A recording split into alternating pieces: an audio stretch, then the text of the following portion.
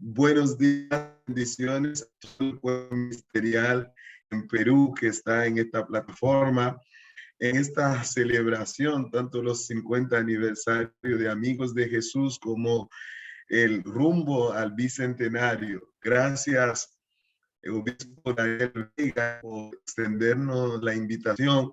Nos sentimos muy contentos de estar con ustedes, amados ministros de la Confraternidad Peruana de Pastores Evangélicos.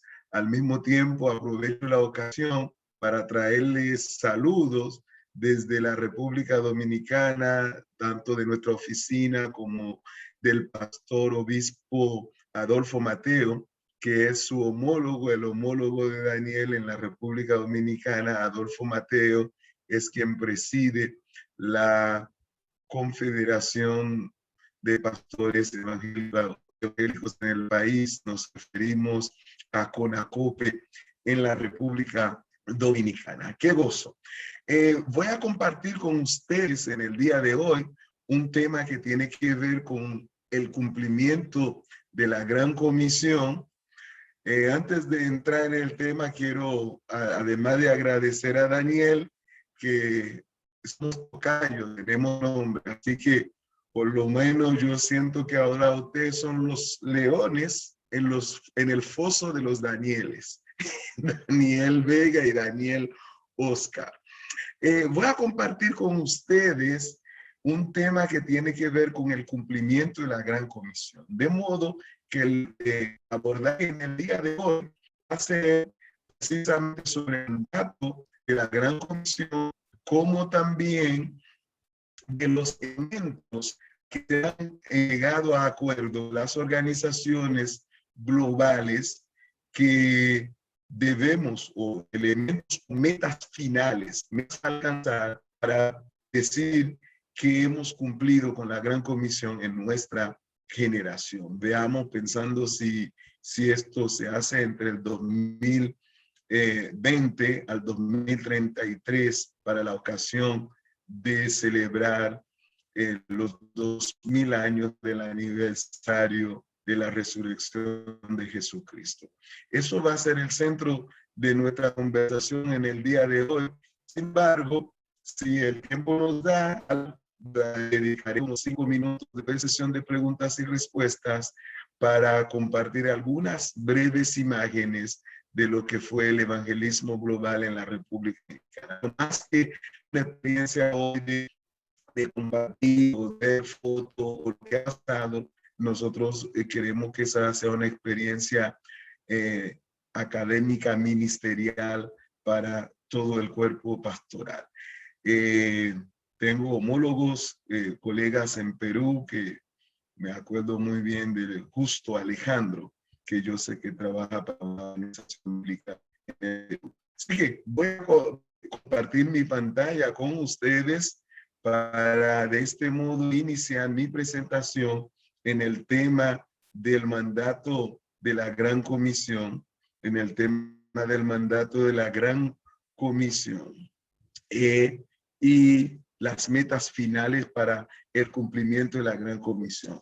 Dicho esto, planteando esto como tema, quiero presentar una frase de introducción que una colega nuestra, Amira Miss de Sueza, egresada del Instituto Haggai, ella es coach, ella dice, el mundo que conocíamos ya no existe y el que existe ya no lo conocemos. Así que estamos en un proceso de desaprendizaje, reaprendizaje, aprender a aprender, aprender a desaprender, y por esto en este nuevo aprendizaje estamos encontrándonos en plataformas digitales para compartir el mensaje del reino. Así que para mantenernos crecientes y saludables, el enfocarnos, reenfocarnos, resetearnos, son dos días que tenemos. En contexto del COVID, una encuesta previa al mundo del COVID que estamos viviendo por la Barner en Estados Unidos plantea que el 85% de los evangélicos tienen barreras que le impiden compartir su fe. El 85% de los creyentes tienen barreras que le impiden compartir fe. Las tres principales barreras se subir en ese porcentaje. Un 25% no quiere ser confrontativos.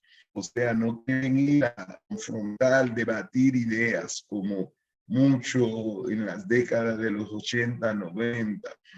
El 18% de los 85 que no comparten su fe no se sienten calificados, ya sea que se sienten pecadores, que no están en suficiente santidad o una relación con Dios. Y hay un 16% que dice que no saben qué decir, no están entrenados. El gran desafío de la iglesia antes del COVID y ahora más con el COVID, un mundo que busca respuesta, que busca relaciones, un mundo que busca soluciones, que busca salud. El gran desafío de la iglesia es movilizar estos 85% de su población, que hay un 15% que saben qué hacer, que tienen método, aunque no le estén dando resultado a algunos, pero la están haciendo de la manera que puedan. Pero tenemos toda esta vasta población que debe responder a la gran comisión. Entonces, por esto en el día de hoy, para este servidor es esencial que nosotros podamos pensar, mirar la gran comisión, ver qué es el mandato y qué específicamente necesitamos hacer aquí en ahora para decir que estamos enfocados en cumplir con la gran comisión de nuestro Señor Jesús en esta generación, en los próximos 12 años, para poner una referencia de aquí al 2033. Para eso, como hemos dicho, nuestro tema va a ser prácticamente el mandato y luego las metas finales. Para abordar el mandato, yo quiero revisar los mandatos más comunes que a veces recibimos para el cumplimiento de la gran comisión. Analizar cómo un mandato en el contexto eclesiológico, contexto de la iglesia, es interpretado y cómo entendemos en esto. O sea, el ejercicio mental al mirar cada mandato en la Biblia, cada versión de la gran comisión, es pensar, si no tuviéramos ningún otro verso bíblico, ¿cómo actuaría la iglesia en respuesta a esa versión? Y a veces también mirando como denominaciones, estoy con una confraternidad, puede haber muchísimas expresiones de fe, pentecostal, presbiteriana, bautista, metodista, etcétera, en un contexto en esa confraternidad, contexto de la comunidad evangélica peruana, que pudieran ver cómo un grupo u otro, una organización u otra, responden a la gran comisión dependiendo de la influencia de uno de los versos de la gran comisión. Voy a revisar 7 pasajes de la gran comisión con ustedes. Comencemos. Comencemos con la versión de Marcos. Permiten reiniciar, a veces pasan situaciones que se bloquea entonces se bloqueó, se frizó, voy a tener que volver a subirlo, quizás por entrar una persona pero ahora vamos a ver si lo podemos volver a mirar. Entonces, veamos los 7 pasajes. Primero, Marcos 16, 15 al 16. Cuando veo Marcos 16, 15 al 16, yo vengo de una tradición pentecostal y pertenezco a esa tradición pentecostal. Pertenezco al Concilio Iglesia de Dios, cuya sede principal está en Cleveland, Tennessee. Dentro de la tradición pentecostal, por lo general, cuando estoy dentro de una iglesia ofreciendo entrenamiento y pregunto, ¿saben de la gran comisión? ¿Qué dice? Y entonces, la respuesta por lo general es la siguiente. Id y predicar el evangelio a toda criatura, el que creyere y fuere bautizado será salvo.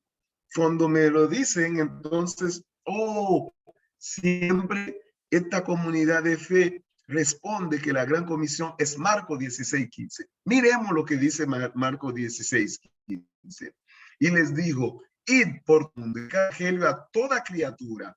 El que creyere y fuere bautizado será salvo, mas el que no creyere será condenado. Y estas señales seguirán a los que creen en mi nombre.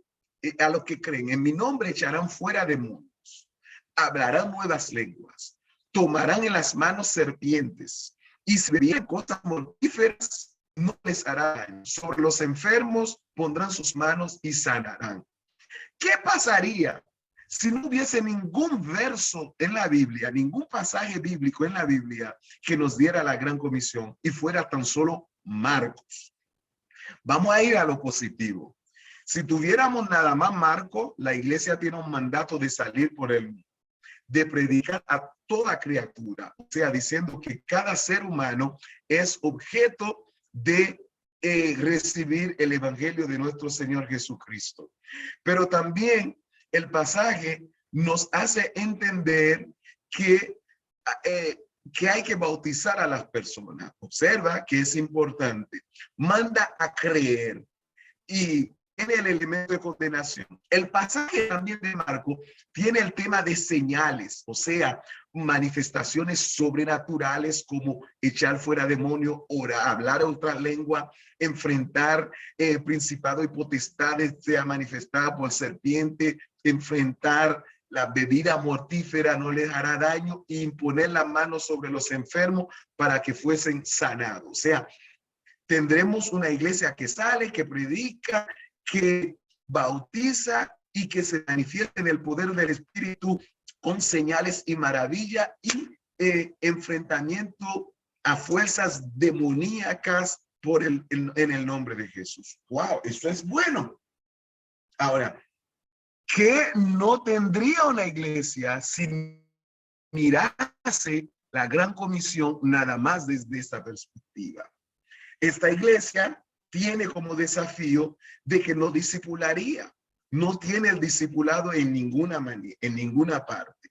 Si la gran comisión la abrazáramos desde la perspectiva de Marcos, parte de que no tendríamos en ninguna manera el discipulado, también tenemos la justificación de ser predicadores de la condenación, de ahí vendrá de que Cristo, el que no se arrepiente, se condena, va al infierno. También tiene el desafío, Marco, del tema de las señales y echar fuera demonios y orar por los enfermos, de hacer que algunos creyentes que no se mueven en esos dones crean que ellos son capaces de participar en la gran comisión o que no están listos, como que yo no sé expulsar demonios o no me siento preparado, no quiero que un demonio me avergüence, no quiero poner las manos sobre un enfermo y después que se quede igual. Comenzamos a relegar la gran comisión solamente a quienes tienen dones carismáticos poderosos y nos encargamos de ir buscando la unción. Y otros desafíos más que nos presenta Marcos es que hay creyentes que al hacer la comisión se prestan más atención a las señales de cuántos demonios expulsaron, de cuántas personas vomitaron demonios y se olvidaron del reporte de cuánto recibieron la salvación como el mayor regalo de nuestro Señor Jesucristo. Y a veces el énfasis termina de donde la persona reporta tanta liberación y se le olvidó que el milagro más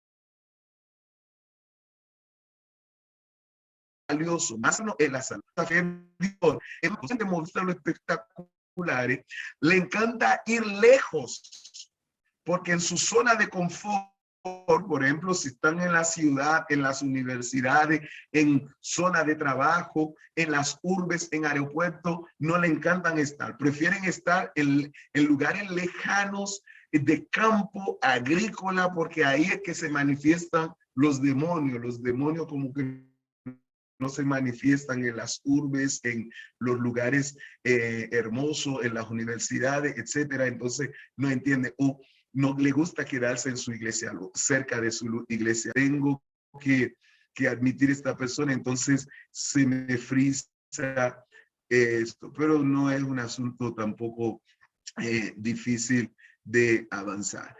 Ya hemos visto a Marcos, entonces vamos a ver otro caso. Mateo 28, 19 al 20, que ustedes están acostumbrados. Por tanto, ir y hacer discípulos a todas las naciones, bautizándolos en el nombre del Padre, del Hijo y del Espíritu Santo, enseñándole que guarden todas estas cosas. He aquí estoy con vosotros todos los días hasta el fin del mundo. Lo conocen. Elemento bueno que veo en Mateo está el ir, que es el salir a evangelizar. Viene, sigue el discipular. Da un marco global a todas las naciones. Marcos decía toda criatura, aquí tenemos todas las naciones. Luego viene un elemento integrándolo como confirmando su decisión de ser discípulo, integrándolo a la vida de la iglesia con el acto público de testimonio de su fe a través del rito o del acto sagrado, el sacramento del bautismo. Hay una fórmula bautismal, el Padre, Hijo y Espíritu Santo, vuelve y retoma la enseñanza. Todo lo que le he mandado es como si fuera evangelismo, discipulado, integración a la iglesia local y revolverlo al ciclo, reenviarlo otra vez. Y hay una promesa de que estoy con ustedes hasta el fin del mundo. Qué interesante es Mateo. Si los creyentes tuvieran solamente a Mateo, pido a Daniel, hijo, que le dé entrada a Pilar, que está entrando para entrar, porque cada vez que doy entrada a alguien, entonces se me frisa. Entonces, ¿qué ocurre? Si los creyentes solamente obedeciéramos a Mateo, tuviéramos como ventaja, voy a darle entrada a Pilar, tuviéramos como ventajas de que la iglesia evangelizara, discipulara, bautizara y reprodujera. Es un buen ciclo. Y hay una fórmula bautismal aquí y una promesa del Señor. Esas son las ventajas. Ahora, ¿qué desventaja tenemos frente al caso de Mateo? Muchos ven que le falta poder, le falta expulsión de demonios, le falta carisma, le falta sobrenatural, le falta dinamismo. Ahí ven esto una monotonía, pero hay una sistematicidad, pero otro grupo le ve esto una monotonía que puede cansar. Salgo de Mateo, entonces después de Mateo, nosotros continuamos, después de Mateo, viene, vamos a ver la versión en Juan. Entonces Jesús le dijo otra vez, paz a vosotros. Como me envió el Padre, así también yo os envío. Y habiendo dicho esto, sopló, les dijo, recibid al Espíritu Santo. A quienes remitiereis los pecados, les son remitidos. Y a quienes se los retuviereis, les son retenidos. Ahora, fíjense, en Juan tenemos un Jesús que entra en paz, los envía.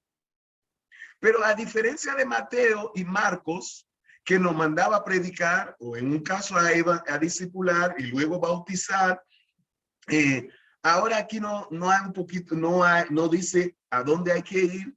El énfasis es como el Padre me envió, lo envío. El enviar está. No aparece ni evangelizar ni discipular, pero manda a remitir pecados y a perdonar y a retener. Es como una confesión de perdón. Entonces, muchos cristianos no vemos la gran comisión en Juan, pocas veces repetimos a Juan, pero los litúrgicos, las iglesias más litúrgicas, probablemente los luteranos, los episcopales, los presbiterianos y mayormente en la iglesia católica, el padre hace esto. Entonces el creyente ve como un desafío que ahí es una gran comisión, pero es sacerdotal, hay que ser un ministro. Pero en ventaja que veo en Juan, es que Juan sí invita a los creyentes a escuchar a las personas. Para remitir pecado o retener pecado, debemos oír.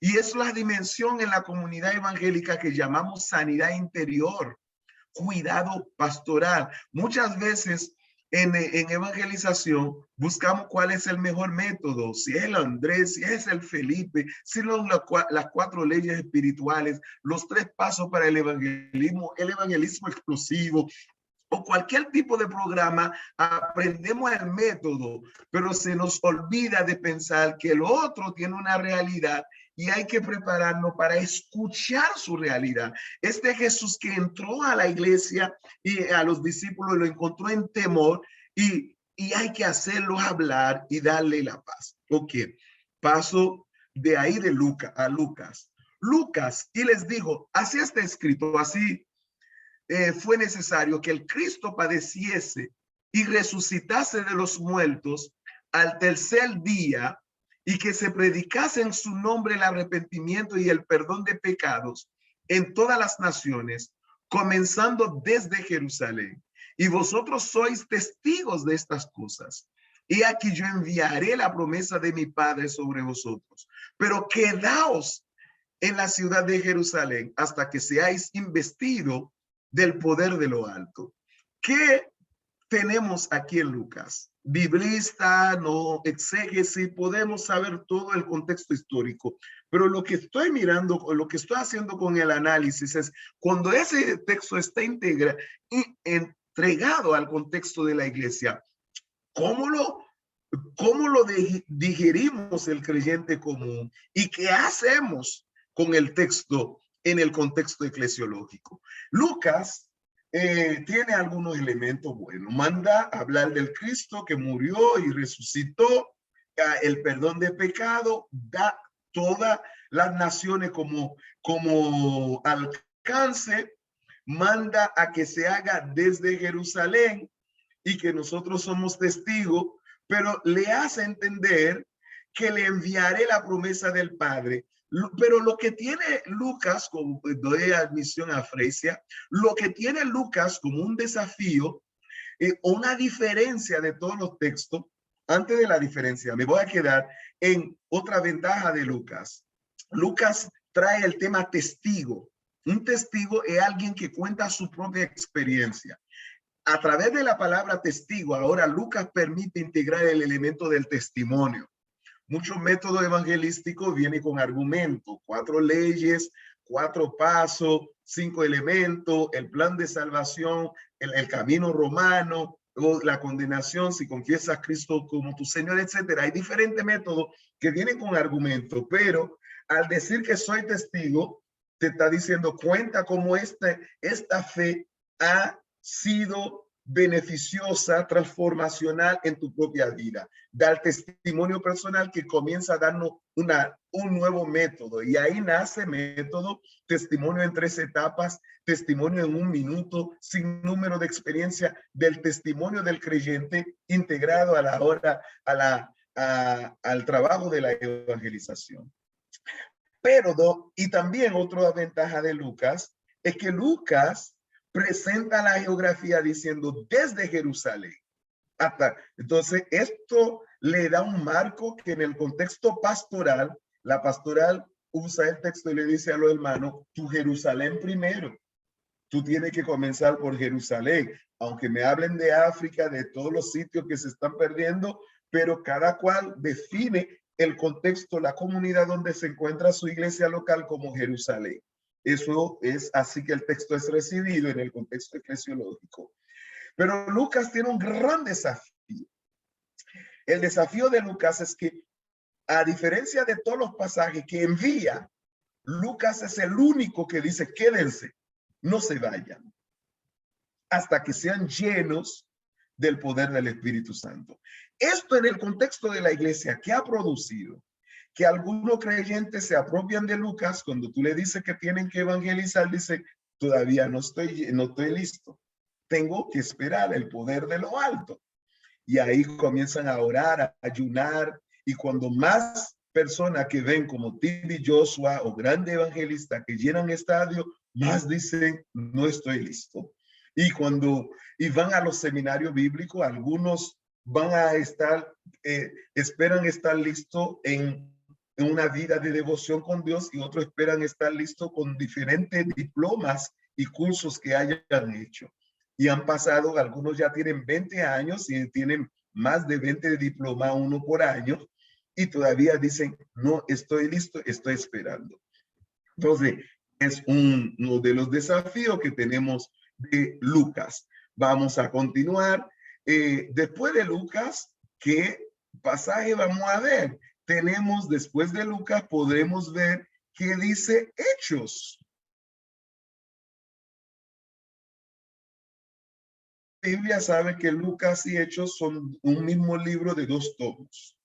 El ministerio de Jesús en el poder del Espíritu y el ministerio de Jesús, de la continuación del ministerio a través de la iglesia en el poder del Espíritu. Pero no estamos en exégesis, sino en eclesiología. Y les dijo, no os toca saber los tiempos y las sazones que el Padre puso en su sola potestad, pero recibiréis poder cuando haya venido sobre vosotros el Espíritu Santo, y me seréis testigos en Jerusalén, en toda Judea, en Samaria y hasta lo último de la tierra.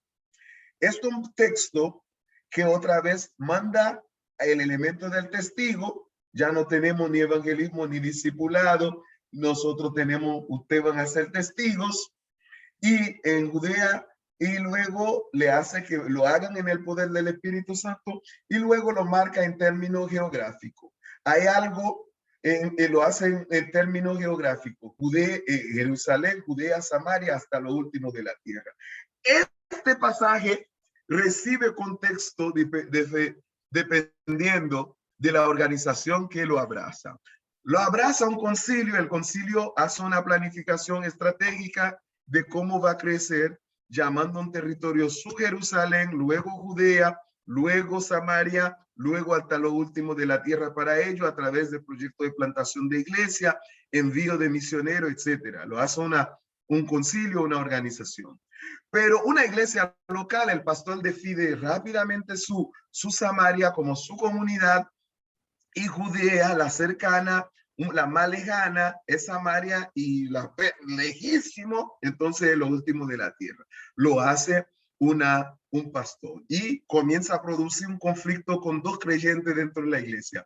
El creyente de Marcos quiere ir hasta donde quiera a predicar el evangelio, a expulsar demonios, y el pastor le dice al creyente de Marcos, tú Jerusalén primero, porque y esa iglesia tiene 20, 30 años en el mismo lugar, y el pastor, hasta que no vea su iglesia con su número de miembros, dice, tú Jerusalén y Jerusalén. Y entonces hay un conflicto, aquí no me dejan, y esto, aquello, porque también hay diferentes objetivos como propósito del cumplimiento de la Gran Comisión detrás de cada organización, iglesia, institución que abraza la evangelización, o al fin y al cabo. Ok, pero las organizaciones misionales interpretan diferente. En vez de ver a ver Jerusalén, Judea, Samaria y hasta lo último de la tierra de manera secuencial, esto, luego esto, lo ven de manera simultánea, que puede ir, me seréis testigos tanto en Jerusalén como en Judea, como en Samaria, como hasta lo último de la tierra. ¿Cuál es la mejor interpretación? Ambas para mí es bien. Y simplemente es desde la perspectiva y el interés de una organización, uno lo ve esto. Pero lo que sí yo he visto, si nosotros lo pensamos de hacer la evangelización de manera secuencial, hay gente que nunca saldría.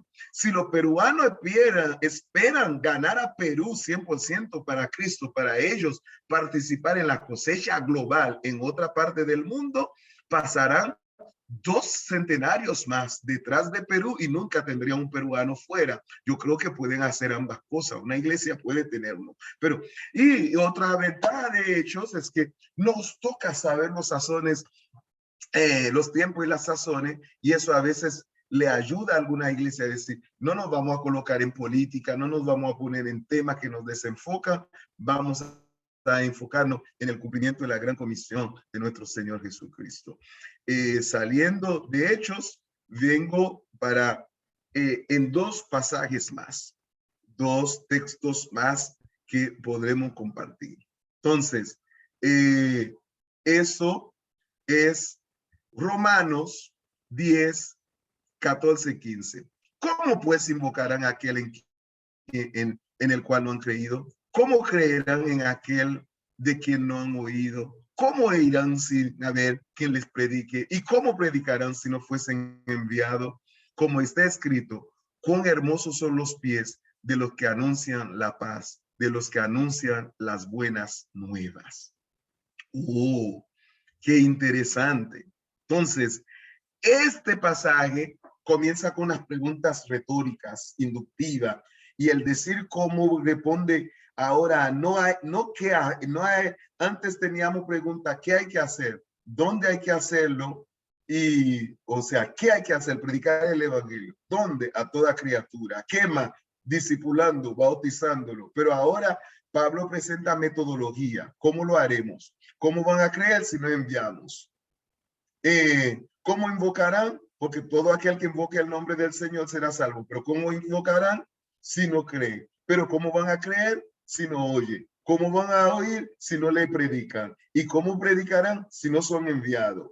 Ahí. Así que la gente va a...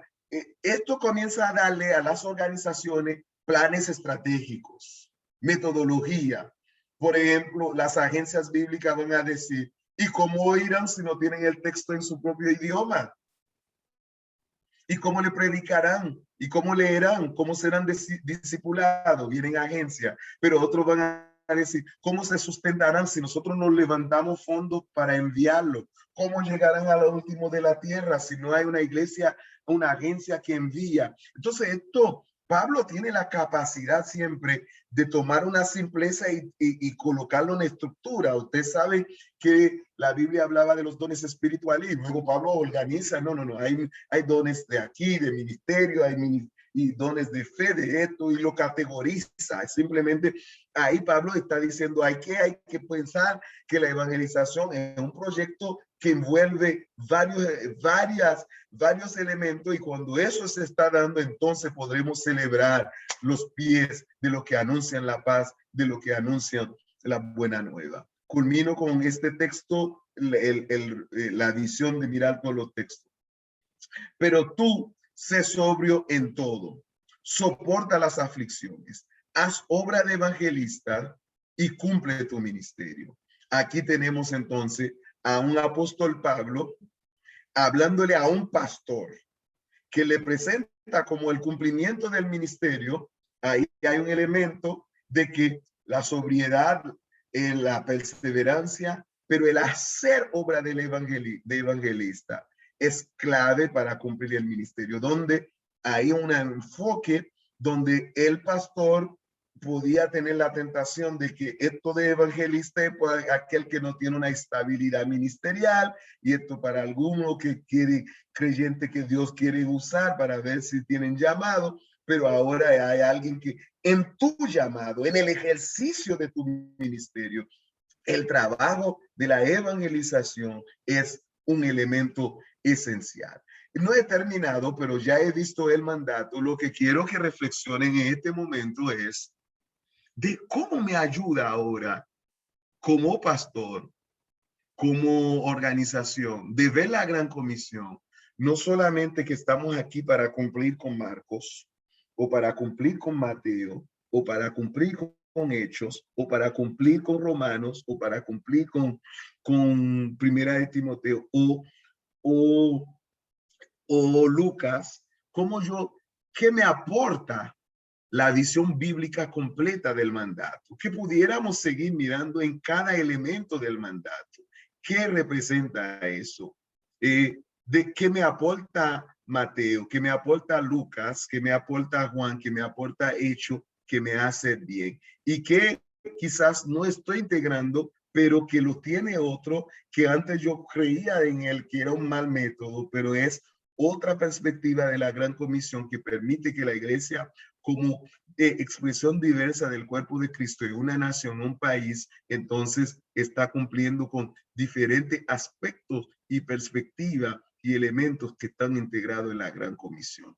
Entonces, dicho esto, voy a continuar en mi presentación, pero ahora quiero colocarme, ver ahora las metas finales. Ya hemos visto los elementos. ¿Cómo nos planteamos? La primera pregunta de nuestra exposición en el día de hoy era, ¿cuál es el mandato? Para yo enfocarme en la Gran Comisión, ¿cuál es el mandato? Vimos el mandato, vimos la integralidad del mandato. Ahora yo vengo a decir, ¿cómo culminamos? ¿Cómo podemos decir como generación qué acciones concretas debemos llevar a cabo para decir que hemos completado la Gran Comisión? Hay una parte que no nos corresponde, hay una parte de las respuestas, pero acciones concretas, metas finales. Lo que voy a plantearle no es una revelación de Daniel Oscar, es una recopilación de lo que las organizaciones globales, si tú te paseas por todas, va a llegar a esto. Tengo una experiencia vasta, aunque soy un poco joven, pero tengo una vasta experiencia en organizaciones de alcances globales. Desde la Asociación Billy Graham, el Seminario Haggai, la Samaritan's Purse, entre otras más, Cada Hogar para Cristo, Evangelismo Global y Wycliffe, Casas de Biblia, Cru International, One Hope, Compassion International, todo programas o alianzas o proyectos que hemos desarrollado juntos. Pero en el 2000 estuve presente en Amsterdam 2000. Billy Graham planteó la pregunta, ¿qué tenemos que hacer para completar la Gran Comisión en nuestra generación? Pero hay una mesa donde estaba Steve Douglas, Cunningham, el presidente de Jucum, entre otros. Se llamaba esa mesa la Mesa 71. La Mesa 71 avanzó con 5 metas y trataron de trabajar, pero de las 5 metas que iniciaron con los grupos no alcanzados, se enfocaron de adoptar grupos no alcanzados y a algunos trabajos. Han reducido a los grupos no alcanzados, pero después sigue la pregunta, se dan cuenta que no, a pesar de haber reducido los grupos no alcanzados, la Gran Comisión no ha sido completada y hay naciones de ellos mismos que están siendo desevangelizadas. Barna en su encuesta ha encontrado que la iglesia, dice la encuesta Barna, que el 50% de los creyentes evangélicos de los Estados Unidos no saben qué quiere decir la Gran Comisión. Entonces es grave. Entonces, hoy ha renacido con Mark Anderson, otros grupos más, Steve Douglas y diferentes organizaciones, ha renacido la pasión de cumplir la Gran Comisión de aquí al 2033 en nuestra generación, para saber que esa generación se enfocó de que el evangelio ha llegado a toda criatura en toda parte del mundo, donde quiera. Para eso entonces han trazado las metas finales y bajo el nombre de Call to All, el llamado a todo. Estados Unidos trabajan esto. Y hay esfuerzo de Call to All en el Caribe, probablemente debe haber algún Call to All Latinoamérica, si no ha llegado a Latinoamérica, pero ha iniciado en los Estados Unidos y han definido estas 5 metas. Número 1, oración nombre por nombre. Esto significa que cada persona que no es creyente debería estar en la lista de oración de un creyente. Doy el caso, no he hecho la investigación y no quiero hacer el ejemplo con Perú. Prefiero hacerlo con la República Dominicana.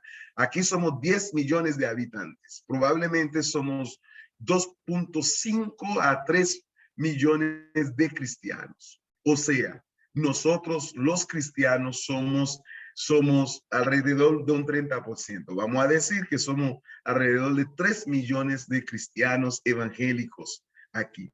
Significa, si cada cristiano ora por 3 personas, estaríamos orando por 9 millones de no creyentes. Y somos 3 más 3, haríamos 12, pero nombres podrían estar cruzados en listas, y ahí significa que las naciones, las iglesias, los programas deben intencionalmente trabajar tarjetas de oración, mapas de oración, apps de oración, materiales donde la oración sea un elemento evangelístico, de orar por la cosecha y orar nombre por nombre para que la persona confiese a Cristo. Número 2, el compromiso bíblico. Ahí no se llama discipulado, se llama compromiso bíblico porque envuelve desde combatir la pobreza bíblica, que haya impresiones bíblicas, que haya traducciones bíblicas, que haya comprensión del texto, que haya creyente movilizado, como Felipe se movilizó a enseñar al etíope, creyente movilizado a compartir con diferentes métodos, no es obligado con un método de una única organización, pero creyente comprometido a enseñarle la palabra de Dios a los no creyentes o a los nuevos creyentes. Otra meta final sería la evangelización, presentarle el evangelio a cada ser humano para que pudiera dar una respuesta al evangelio. Una respuesta, si lo acepto, no lo rechazo o quiero saber más. Porque hay un problema que hay evangélicos que entienden que la respuesta al evangelio es o me convierto o le doy la espalda a Cristo. Cristo, yo en el estilo de Jesús, yo nunca vi una confrontación si tú me aceptas ahora. Más que Jesús te decía, sígueme. Entonces, y la persona, y nos perdemos en el seguir a Jesús de cuando la persona se tomó una decisión y cuando entonces pasó de evangelizado a discipulado. Es un proceso integral. Lo que quiero decirles, yo soy muy enfático en la República Dominicana con esto. Le he dicho, nosotros no podemos evangelizar una casa y pensar si no se convierte y decir que la respuesta está mala porque no se convirtieron y por ahí no regresamos. Porque si la persona dice, vuelvan, la puerta está abierta y no nos rechazó, son puertas abiertas que en otras naciones, en otra cultura no tenemos. Por lo tanto, la puerta está abierta para envolver la persona al compromiso bíblico, a estudio bíblico, etcétera. Los testigos de Jehová no comienzan con una conversión, comienzan con un compromiso bíblico. Si tú quieres recibir un estudio bíblico y comienza, y creyente, la evangelización debe verse en que aunque no haya una decisión, si la persona quiere integrarse a un plan de conocer más de la palabra de Dios, muy bien. Otro elemento como meta es lo que es la compasión y la justicia, buenas obras, la benevolencia, acción social, ministerio integral. Y número 5, la presencia de la iglesia, que ya hay proyectos de que por cada 1000 habitantes de la tierra debería haber una iglesia. Así que si nosotros logramos en nuestra generación que cada inconverso esté en una lista de creyentes para ser alcanzado, que haya alcance bíblico, palabra de Dios en todos los idiomas y creyente movilizado a enseñarlo para que la gente aplique la palabra en su vida, que se esté evangelizando constantemente a todo ser humano para que tenga una oportunidad de escuchar el evangelio y dar una respuesta a la misma, y acompañamos esto con compasión, justicia, acción, obras de bien. Yo tuve hambre y me diste de comer, sed, y haya una iglesia en cada comunidad que sea un centro permanente de la proclamación del evangelio. Podemos decir que hemos hecho nuestro papel en el cumplimiento de la gran comisión en nuestra generación. Concluyo con estas 5 verdades. Número 1, la gran comisión trata más de funciones que de formas. Las formas varían en los contextos según las realidades, pero las funciones son las esenciales. ¿Cuáles serían esas principales funciones?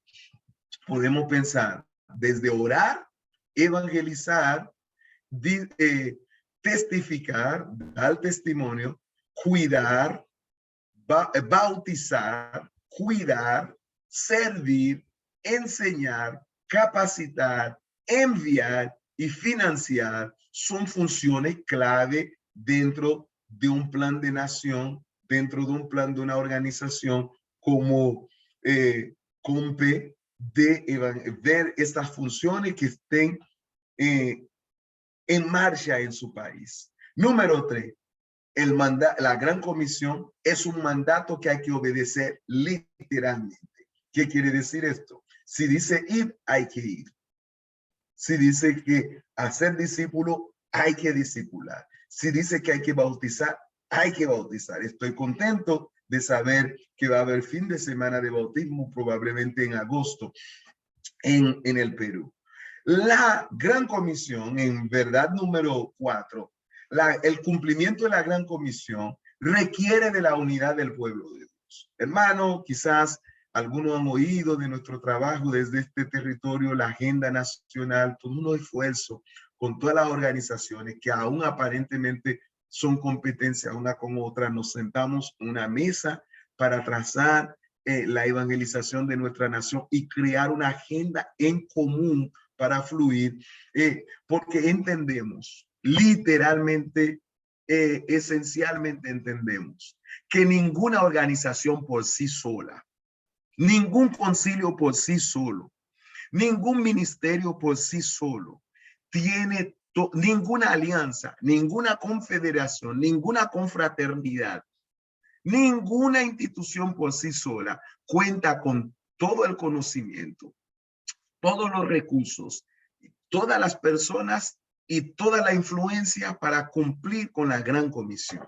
Así que en vez de descalificarnos uno a otro, veamos las competencias del uno y del otro para alcanzar, para ponerlo en la mesa. Si una organización está politizada, probablemente es la ideal para ganar a los políticos para Cristo. Si otra está lleno de jóvenes, probablemente lo que criticamos es para su alcance. Si esta organización lo que produce más literatura y no tiene gente, probablemente la literatura se pondrá en la mano de una organización, pero todos tenemos algo que poner para cumplir la Gran Comisión. Así que la unidad del pueblo de Dios es imprescindible. Nadie debe buscar una hegemonía. Lo que existe en el contexto, vamos a sentarnos. En fin, no somos competencia, sino que nos complementamos uno a otro. Necesito tu competencia para complementarme.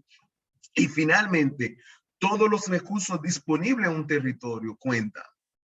Vean, hagan un inventario en Perú. ¿Qué es lo que existe? Vamos a traerlo a la mesa.